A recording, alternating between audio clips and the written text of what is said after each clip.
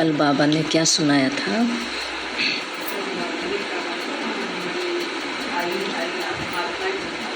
हाँ,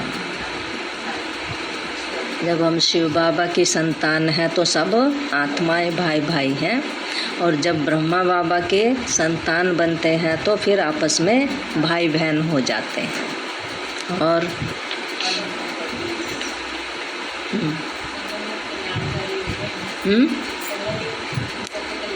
हाँ, संगम युग बहुत कल्याणकारी युग है।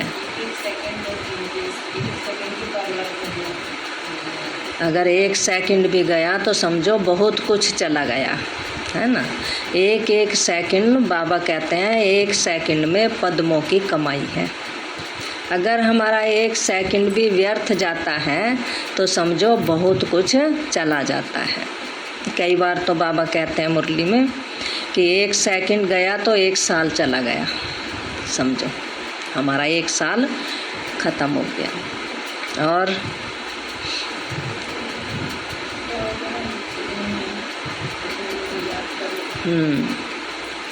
बाबा का डायरेक्शन ही एक ही होता है, बस अपने को आत्मा समझो, मुझे याद करो, हैं। और क्या कहा?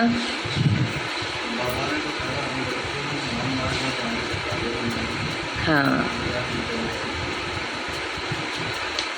और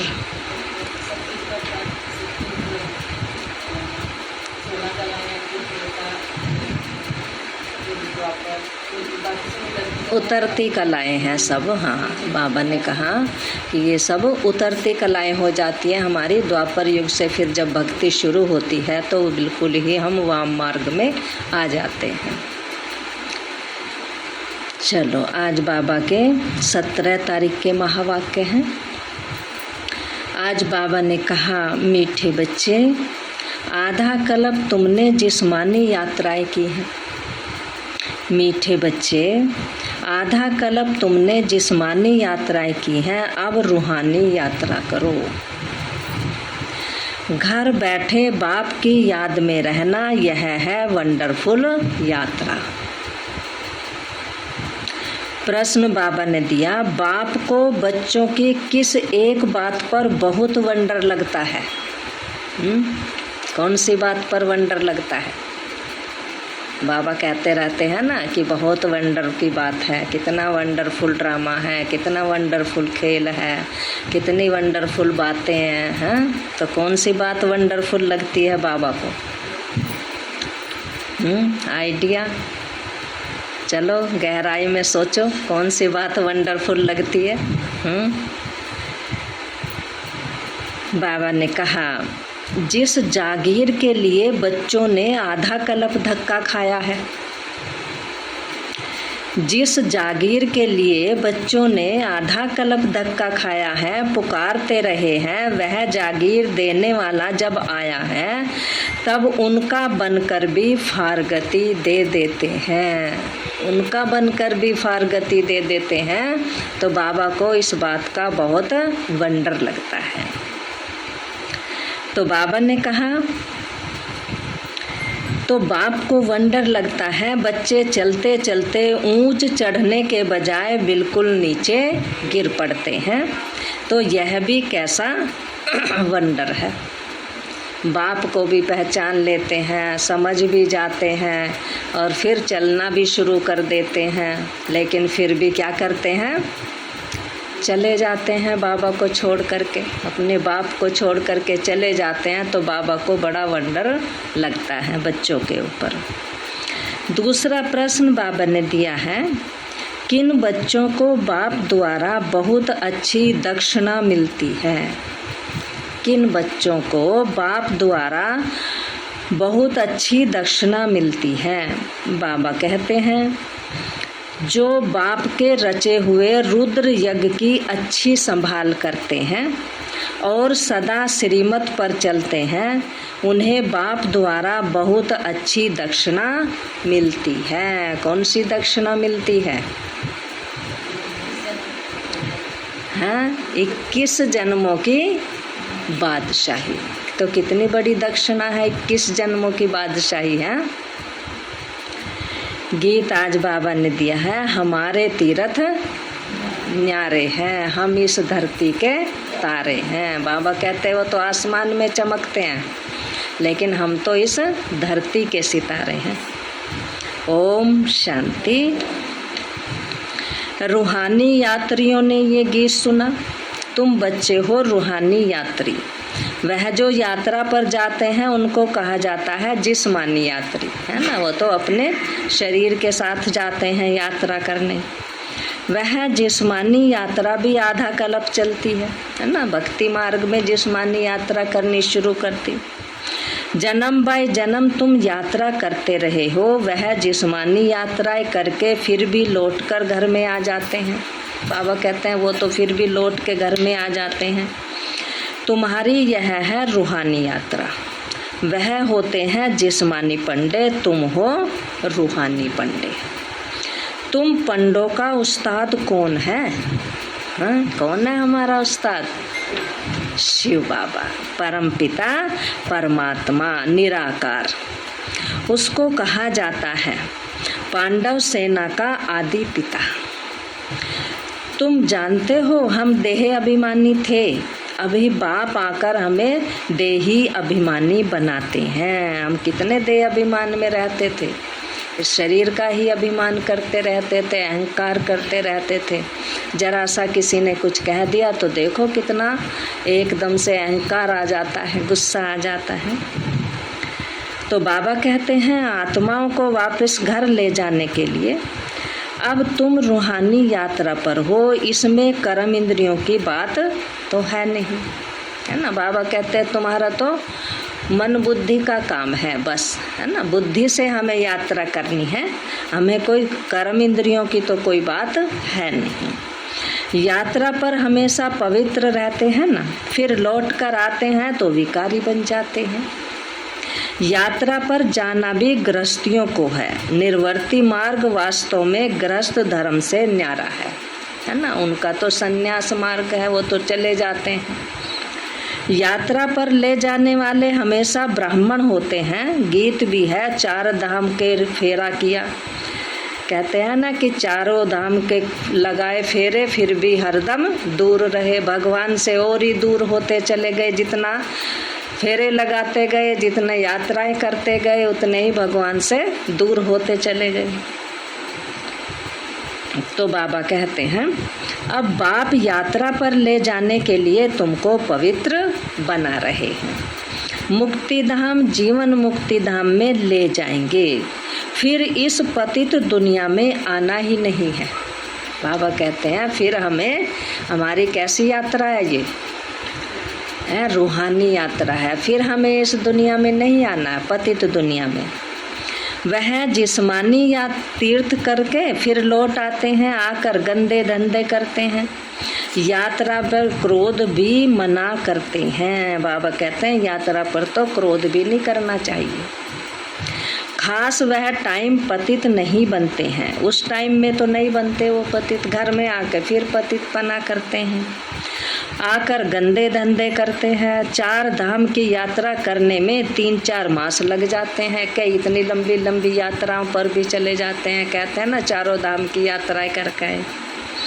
अभी तुम जानते हो हम आत्माएं जा रही हैं। कहाँ जा रहे हैं?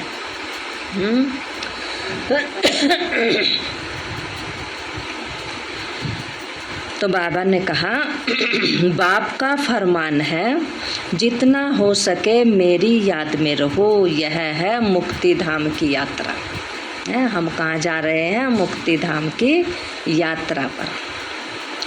तुम वहाँ जा रहे हो, वहाँ के रहवासी हो ना, है ना। वो हमारा घर है, तो घर को भूल गए थे। आकर के बाबा ने हमें अब याद दिलाया है ना, कि तुम कहते थे भगवान अपने घर ले चलो। अब मैं आया हूँ तो जो मेरा घर है वही तुम्हारा घर है। तो बाप रोज रोज कहते हैं, बच्चे क्या कहते हैं? मुझे याद करो तो तुम्हारे विकर्म विनाश होंगे और तुम आगे जाते रहेंगे। घर बैठे तुम ये यात्रा करते हो तो वंडरफुल यात्रा हो गई ना। कितनी वंडरफुल यात्रा है।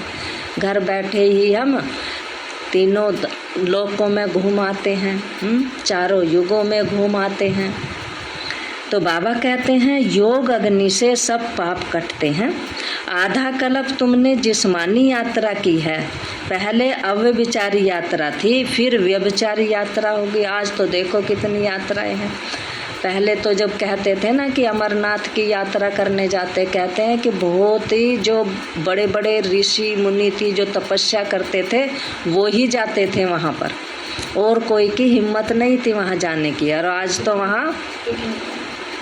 वहाँ पिकनिक मनाने जाते हैं, है ना। तो इसलिए बाबा कहते हैं आज तो व्यभिचारी यात्रा हो गई ना। पूजा भी पहले किसकी करते हैं?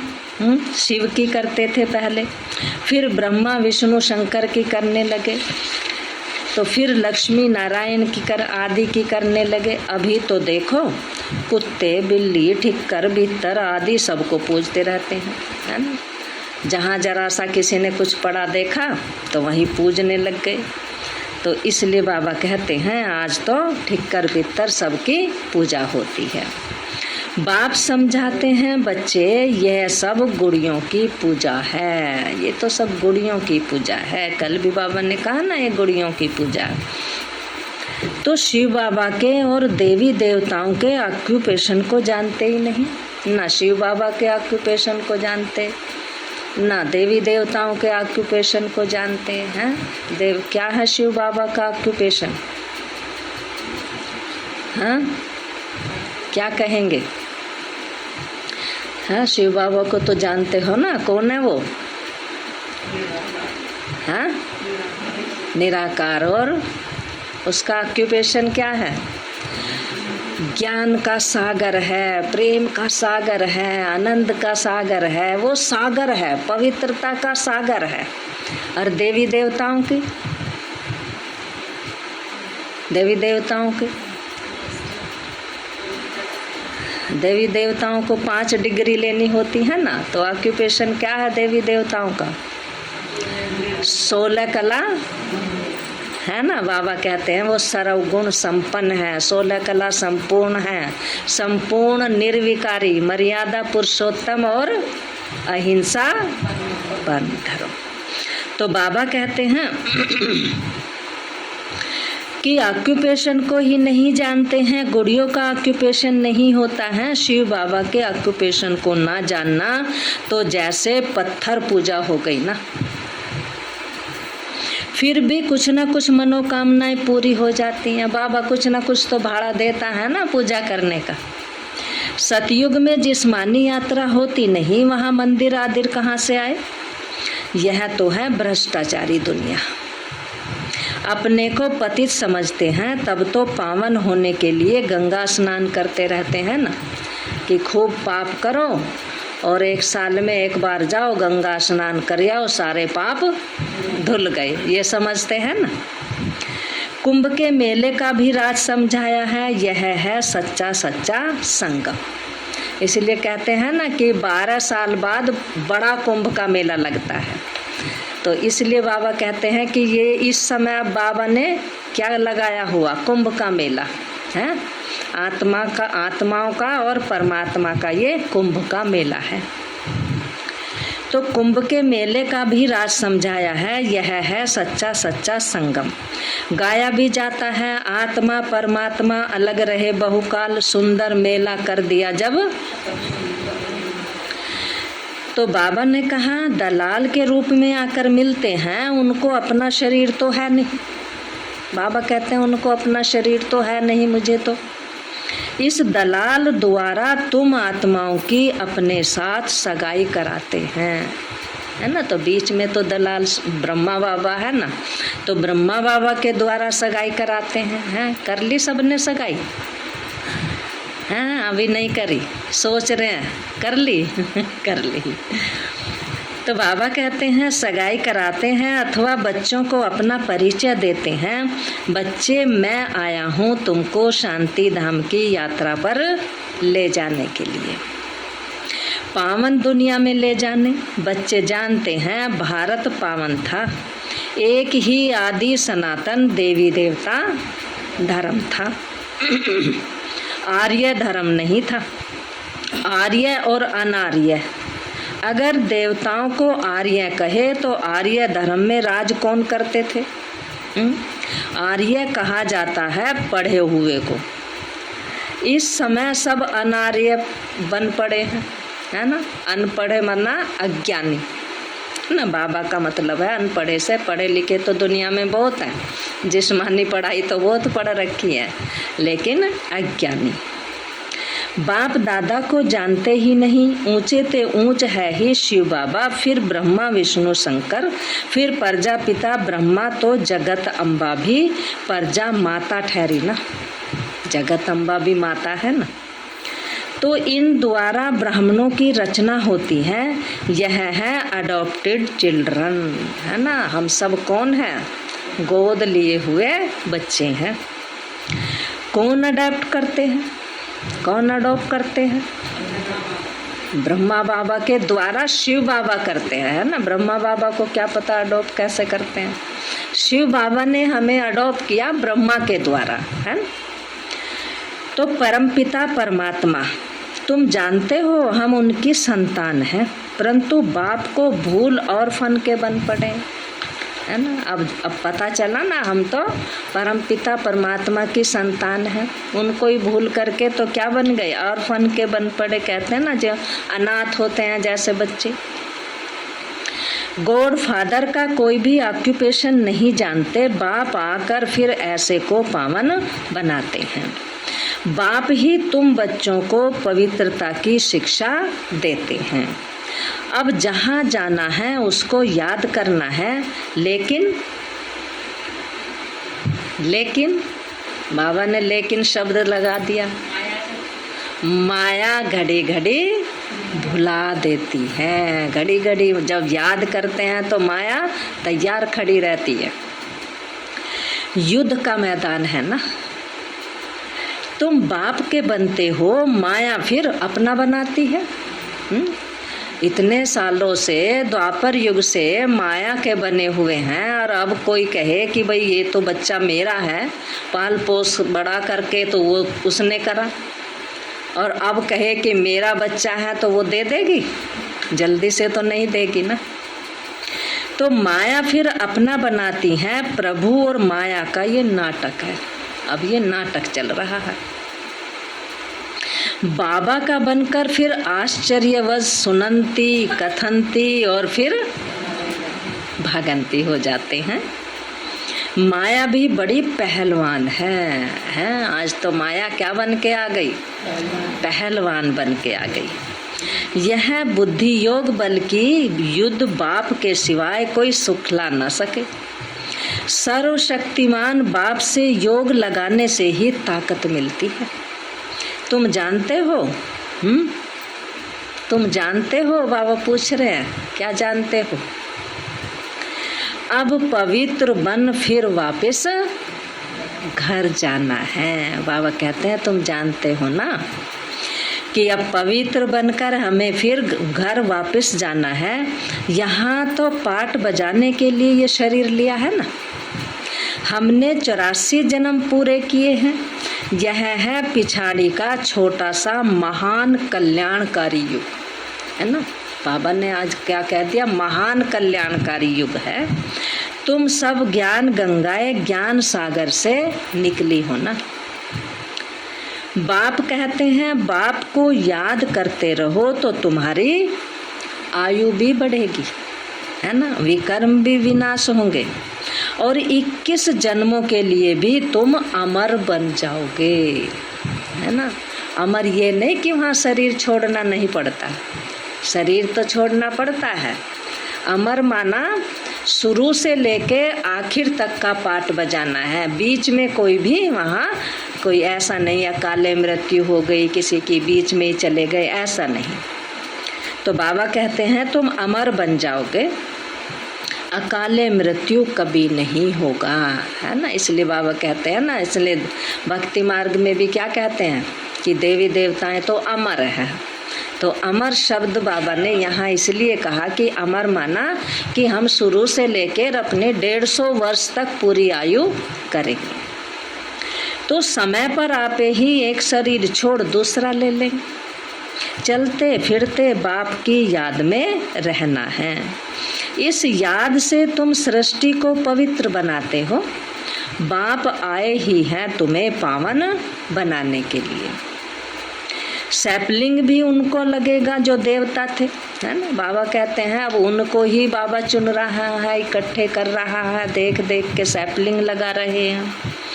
अब शूद्र बने हैं और धर्मों में कन्वर्ट हो गए, इसलिए बाबा को ढूंढने में देखो कितने साल लग गए हैं। कब से ढूंढ रहा बाबा? 36 में बाबा आए और जब से बच्चों को ढूंढ ढूंढ के एक को चुन चुन करके इकट्ठा कर रहे हैं सबको। तो और धर्मों में कन्वर्ट हो गए ना, तो वो सब निकलते आएंगे। सबके अपने अपने सेक्शन हैं, यहाँ भी सबकी अपनी अपनी रस्म है। यह आदि सनातन देवी देवता धर्म का सैपलिंग लग रहा है ना।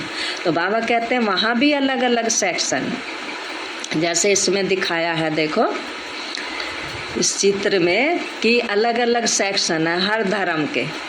जो देवी देवताओं का धर्म है वो ऊपर है, और जो फिर सारे नीचे धर्म है वो अलग अलग। सब आत्माएं ऑटोमेटिकली अपने अपने सेक्शन में जा कर के बैठ जाएंगी। तो जो पहले ब्राह्मण बने थे वही आएंगे। ब्राह्मण बनने बिगर देवता बन नहीं सकते। ब्रह्मा का ना बने तो शिव बाबा से वर्षा पा नहीं सकते। जो देवता धर्म के हैं क्या बनेंगे? वह ब्राह्मण धर्म में जरूर आएंगे। जो देवता धर्म की आत्मा है वो ब्राह्मण जरूर बनेगी, और जो ब्राह्मण है वो देवता जरूर बनेंगे। अब बाबा कहते हैं अभी तुम कांटे से फूल बने हो, कोई को दुख नहीं देते हो। सबसे बड़ा दुश्मन तो कौन है? रावण है। 5 विकारों रूपी दुश्मन गुप्त है, पता भी नहीं चलता और अपना काम भी कर जाता है कई बार। तो बाबा कहते हैं आधा कल्प से सबको लड़ाकर गिराए पतित बना दिया। अभी बाप ने यज्ञ रचा है, बेहद के बाप के रुद्र ज्ञान यज्ञ रचा है, जिसमें सब स्वाहा होना है। बाबा कहते हैं उस यज्ञ में तो फिर भी जौ तिल सामग्री यही होते हैं 4-5 चीजें। और ये बाबा का यज्ञ तो क्या है? पूरी दुनिया ही स्वाहा होनी है। जिस घोड़े पर आत्मा विराजमान है नाम ही है राज स्वय। राजाई के लिए रुद्र ज्ञान यज्ञ, राज स्वय अश्वमेघ, है ना, कहते हैं ना। तो कितना बड़ा यज्ञ रचा है। यज्ञ स्वर्ग की स्थापना के लिए बाबा ने आकर के कितना बड़ा यज्ञ रचा है। किस लिए? स्वर्ग की स्थापना के लिए। जानते हो जानते हो अब ये नई दुनिया ट्रांसफर होनी है ना। बाबा ने कहा तुम जानते हो ना ये नई दुनिया ट्रांसफर होनी है। तो दिल में नशा रहता है। बाबा ने यज्ञ रचा है, इनको अच्छी रीति संभालना है। जो श्रीमत पर चलेंगे उनको बहुत अच्छी क्या आज बाबा ने क्या दिया था शुरू में? क्या मिलेगी? कौन सा शब्द था? दक्षिणा मिलेगी, है। बाबा ने कहा जो श्रीमत पर चलेंगे उनको बहुत अच्छी दक्षिणा मिलेगी। यज्ञ की अच्छी संभाल करते हो तो तुम विश्व के मालिक बनते हो ना। जिस जागीर के लिए तुमने आधा कल्प धक्का खाया है, बाप आते हैं देने, तो ऐसे बाप को फिर फार गति क्यों देते हो? हैं? बाबा कहते हैं जिस जागीर के लिए आधा कल्प से तुम याद कर रहे हो भगवान आओ हमारे दुखों को दूर करो, हैं? तो बाबा कहते हैं अब मैं आया हूँ और तुम फार गति दे देते हो, तो बाप को बहुत वंडर लगता है। सजनिया गाती थी आप बलिहार जाऊं, अगर आप आओगे तो मैं आप पर बलिहार जाऊंगी। अब मैं आया हूं तो तुम मेरे बनकर फिर फारगति दे देते हो। तो बाबा कहते हैं वह फिर ऊंच चढ़ने के बदले नीचे गिर पड़ते हैं। कहते भी हैं ना, चढ़े तो चाखे बैकुंठ रस और गिरे तो चकनाचूर। फर्क तो है ना, कहाँ प्राइम मिनिस्टर आदि और कहाँ गरीब भील लोग, कितना फर्क हो जाएगा। तो अब पुरुषार्थ कर बाप से राजाई लेनी है, कैसे लेनी है? पुरुषार्थ करके, मेहनत तो थोड़ी करनी पड़ेगी ना राजाई लेने के लिए। यह है रुद्र ज्ञान यज्ञ, इसमें नाम कृष्ण का डाल दिया। फिर भक्ति मार्ग के लिए ये सब चीजें शास्त्र आदि बने हुए हैं।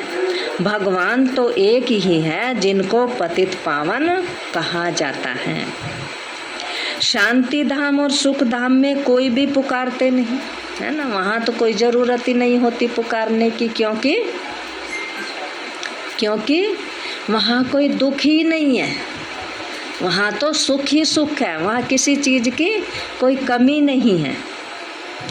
तो बच्चों को पूरा नशा चढ़ना चाहिए ना।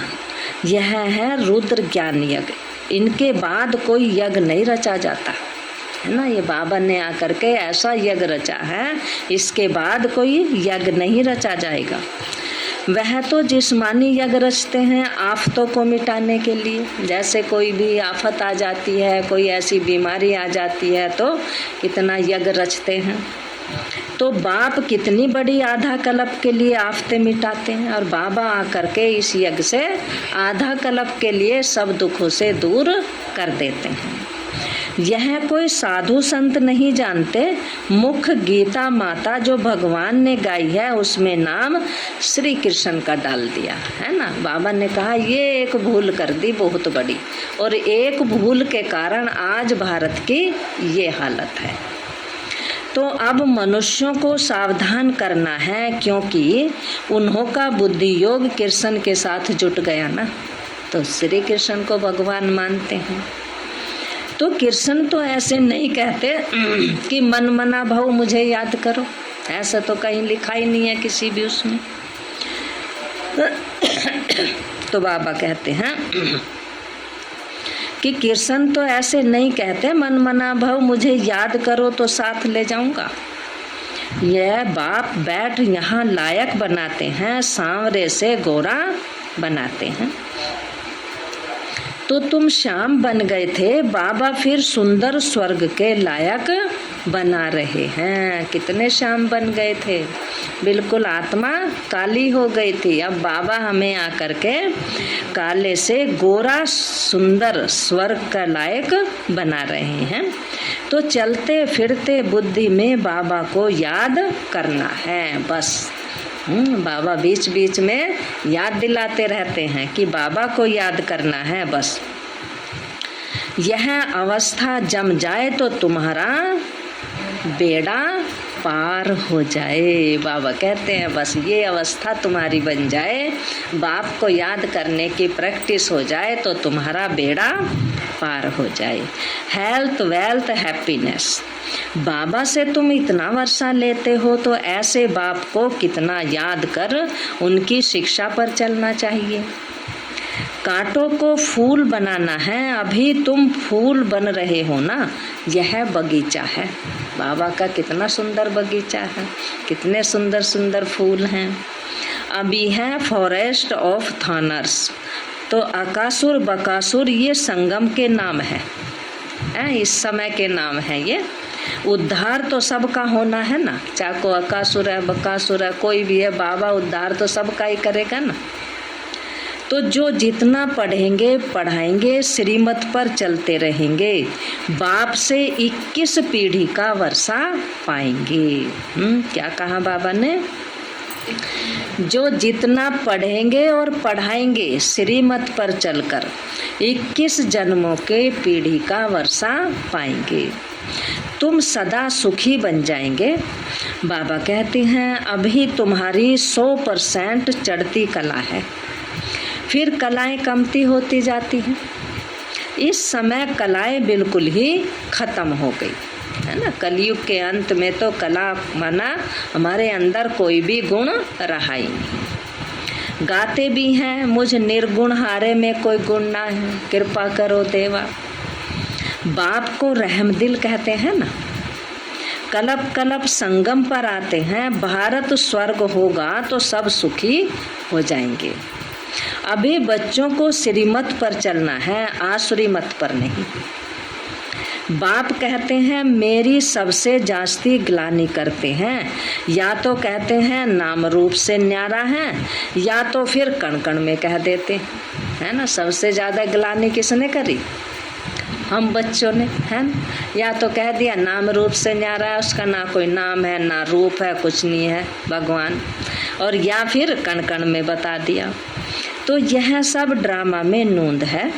तुम अब त्रिकालदर्शी बने हो और बाप को जान बाप से वर्षा ले रहे हो, है ना। बाबा से अब हम वर्षा ले रहे हैं।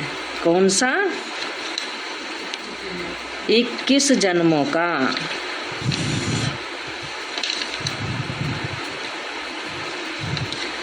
तो बाबा ने कहा अभी तो खूनी नाहक खेल होना है। बाबा ने कहा 3rd वर्ल्ड वार होगा। नाहक सब आफतें आएंगी, बहुत आफतें आएंगी, कितने मरेंगे। भक्ति मार्ग में तो कितनी देवियों के चित्र बनाते हैं, खर्चा करते हैं, देवियां बनाकर पूजा कर फिर डुबो देते। तो गुड़ियों की पूजा हो गई ना। काली का कैसा चित्र बनाते हैं, ऐसा कोई मनुष्य होता है क्या? बाबा कहते हैं ऐसा कोई मनुष्य होता है क्या? काली का चित्र कैसा बना दिया। तुम यहाँ बैठे हो तो यात्रा पर हो, ट्रेन पर बैठे भी रूहानी यात्रा पर हो, कहीं जा भी रहे हैं तो भी रूहानी यात्रा पर है। बुद्धि की यात्रा पर लगी हुई है, बुद्धि हमारी यात्रा करती रहती है। बाबा ने कहा चलते फिरते उठते बैठते कहीं भी जा रहे हो तो बुद्धि से यात्रा करते रहो। अगर बुद्धि योग लगा हुआ नहीं है तो टाइम वेस्ट हो जाता है। बाप कहते हैं टाइम वेस्ट नहीं करना है, तुम्हारा टाइम बहुत वैल्यूबल है, बहुत कीमती टाइम है हमारा संगम का। सेकंड में कमाई बिगड़ छोड़ी नहीं। बाप तो फुल पुरुषार्थ कराते हैं। बाबा ने विश्व को स्वर्ग बनाने के लिए ये यज्ञ रचा है ना। बाबा बाबा करते रहना है तो बेड़ा पार हो जाएगा। हम ब्राह्मण हैं, हमारे ऊपर बहुत बड़ी रेस्पॉन्सिबिलिटी है, बड़ी जिम्मेदारी है ना। बाबा कहते हैं कि वो हीरो का ताज तो बाद में मिलेगा, लेकिन इस समय कौन सा ताज बाबा ने दे रखा है? जिम्मेवारी का ताज। बाबा कहते हैं इस समय मैंने तुम्हें कलश दिया हुआ है, जिम्मेदारी का ताज दिया हुआ है कि तुम्हें विश्व का परिवर्तन करना ही है। तो बाबा कहते हैं बहुत बड़ी जिम्मेदारी है। बाप कहते हैं बच्चे आत्म अभिमानी बनो, मनसा वाचा कर्मणा किसी को दुख नहीं देना है, बहुत मीठा बनो। क्रोध से बड़ी डिससर्विस कर लेते हो, क्रोध होता है तो बहुत डिससर्विस बाबा की हो जाती है। संपूर्ण तो कोई बने नहीं है ना। तो भूत तो बड़े खराब हैं, क्रोध का भूत तो बहुत खराब है, अपने को भी दुख देता है और जिसके ऊपर क्रोध करा वो तो बेचारा है ही दुखी। तो बाबा कहते हैं भूत बड़े खराब हैं। अच्छा मीठे मीठे सिकी लदे बच्चों प्रति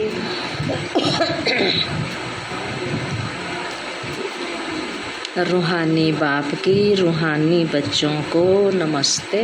रूहानी हम बच्चों की रूहानी माता पिता बाप दादा को नमस्ते। नमस्ते नमस्ते बाबा, नमस्ते, गुड मॉर्निंग बाबा, शुक्रिया बाबा, शुक्रिया। धारणा के लिए मुख्य सार है। आज बाबा ने कहा ये टाइम बहुत वैल्यूबल है, इसलिए 1 सेकंड भी इसे कमाई बिगर नहीं छोड़ना है। आत्म अभिमानी रहने का पूरा पूरा पुरुषार्थ करना है। दूसरा पॉइंट है चलते फिरते बाप को याद कर अपनी अवस्था जमानी है। बहुत मीठा बनना है, किसी को भी दुख नहीं देना है। वरदान आज बाबा ने दिया है।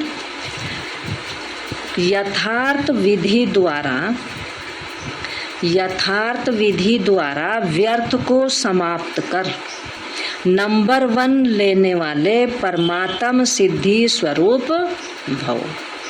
यथार्थ विधि द्वारा व्यर्थ को समाप्त कर नंबर 1 लेने वाले परमात्म सिद्धि स्वरूप भव।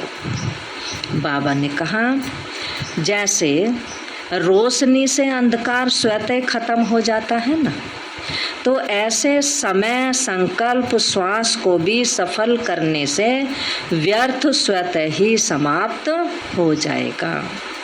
क्योंकि सफल करने का अर्थ है श्रेष्ठ तरफ लगाना, अच्छी बातों की तरफ लगाना। तो श्रेष्ठ तरफ लगाने वाले व्यर्थ पर विन कर नंबर 1 ले लेते हैं। उन्हें व्यर्थ को स्टॉप करने की सिद्धि प्राप्त हो जाती है। यही परमात्म सिद्धि है। वह रिद्धि सिद्धि वाले अल्पकाल का चमत्कार दिखाते हैं। कहते हैं दुनिया में तो रिद्धि से सिद्धि प्राप्त कराते हैं और बाबा हमें यहाँ विधि से सिद्धि प्राप्त करा रहे हैं। और आप यथार्थ विधि द्वारा परमात्म सिद्धि को प्राप्त करते हो। स्लोगन आज बाबा ने दिया है, अपकारी पर भी क्या करना है? उपकार करने वाले ही ज्ञानी तू आत्मा है। अपकारी पर भी उपकार करने वाले ही ज्ञानी तू आत्मा है। आज बाबा ने सार में कहा, मीठे बच्चे, आधा कल्प तुमने जिस्मानी यात्राएं की हैं, अब रूहानी यात्रा करो। घर बैठे बाप की याद में रहना, यह है वंडरफुल यात्रा। प्रश्न बाबा ने आज दिया है, बाप को बच्चों की किस एक बात पर बहुत वंडर लगता है? कौन सी बात पर वंडर लगता है बाबा का? फार गति दे के चले जाते हैं, चलते चलते इतने दिन चलते हैं, बाबा के साथ रहते हैं। तो जिस जागीर के लिए बच्चों ने आधा कल्प धक्का खाया, पुकारते रहे, वह जागीर देने वाला जब आया है, तब उनका बनकर फिर फारगति दे देते हैं, तो बाप को कितना वंडर लगता है। बच्चे चलते चलते ऊंच चढ़ने के बजाय बिल्कुल नीचे गिर पड़ते हैं, यह भी कैसा वंडर है। दूसरा प्रश्न बाबा ने दिया, किन बच्चों को बाप द्वारा बहुत अच्छी दक्षिणा मिलती है? बाबा कहते हैं, जो बाप के रचे हुए रुद्र यज्ञ की अच्छी संभाल करते हैं और सदा श्रीमत पर चलते हैं, उन्हें बाप द्वारा बहुत अच्छी दक्षिणा मिल जाती है। और गीत कौन सा था आज? हमारे तीरथ हम इस धरती के तारे। अच्छा, मीठे बाबा, आपने हमें सब कुछ दिया, आपका बहुत बहुत शुक्रिया। प्यारे बाबा, आपने हमें ज्ञान गुण शक्तियाँ वरदानों सद्बुद्धि से भरपूर किया। आपका पद्मा पदम्बार शुक्रिया। प्यारे बाबा, मुझ आत्मा को, सेवा स्थान को, विश्व की सर्वात्माओं को आपने निर्विघ्न बनाया। आपका बार बार शुक्रिया। ब्रह्मांड की सर्वशक्तियों का, विश्व की सर्वात्माओं का, सब प्रकार का सहयोग देने के लिए शुक्रिया। प्रकृति के पांचों तत्वों का भी शुक्रिया। साइंस के सब साधनों का भी शुक्रिया। लौकिक अलौकिक परिवार का भी शुक्रिया। इस तन का भी बहुत बहुत शुक्रिया। मीठे बाबा, मुझ आत्मा ने जाने अनजाने में 63 जन्मों में मनसा वाचा कर्मणा से जिन आत्माओं को दुख दिया है उन सभी आत्माओं से मैं क्षमा मांगती हूँ। मुझे क्षमा दान दिलाओ। जिन आत्माओं ने मुझे दुख दिया है, विघ्न रूप बने हैं, उन सभी आत्माओं को मैं दिल से क्षमा करती हूँ। सबका कल्याण हो, सुख शांति सद्बुद्धि मिले और बाबा के सेंटर की सेवाएं खूब बढ़ती रहें। शिव बाबा से सर्व शक्तियाँ मुझ आत्मा में आ रही हैं,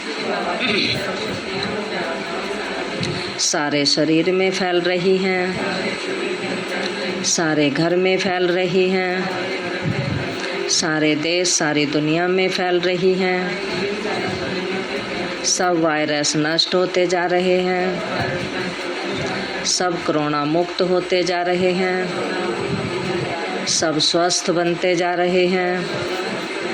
मैं परम धाम में चमकती मणि हूँ। सतयुग में देवी देवता शरीर में हूँ। पहले जन्म में रॉयल फैमिली में हूँ। मैं अष्टभुजा देवी दुर्गा हूँ। मैं विघ्न विनाशक गणेश हूँ। शिव बाबा की छत्र छाया में पलने वाली सर्वश्रेष्ठ ब्राह्मण कुलभूषण आत्मा हूँ। मैं फरिश्ता हूँ। मेरे साथ सब कुछ बहुत अच्छा होगा। मेरे साथ सब कुछ बहुत अच्छा होगा। मेरे साथ सब कुछ बहुत अच्छा होगा। मेरे साथ सब कुछ बहुत अच्छा होगा। मेरे साथ सब कुछ बहुत अच्छा होगा। ओ